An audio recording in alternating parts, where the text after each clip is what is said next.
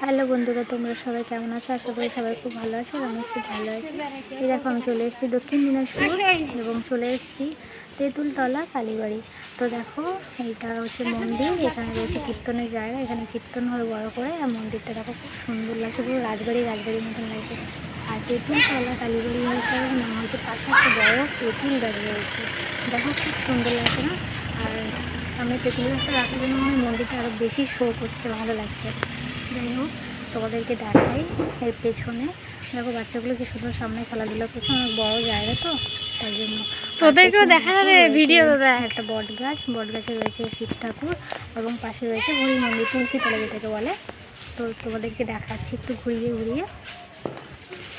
দেখো মেয়েগুলো আবার এখানে ভিডিও করছে। আর চলো পেছনে দেখাই, মন্দিরের ঠিক পেছনে রয়েছে একটা বড় নদী। তো নদীটা দেখো খুব সুন্দর আর বিশাল বড় উঁচু ঘাট, দু সাইডে রয়েছে সিঁড়ি। আর দেখো, আমি অস্ত যাওয়ার সময় ভিডিওটা করেছি, সূর্যের রশ্মিটা পুরো জলে ঝিকমিক করছে, কত সুন্দর লাগছে। অবশ্যই ভালো লাগলে লাইক করবে, কমেন্ট করবে, শেয়ার করবে, সাবস্ক্রাইব করে পাশে থাকবে। সবাই একটু ভালোবাসা দিও।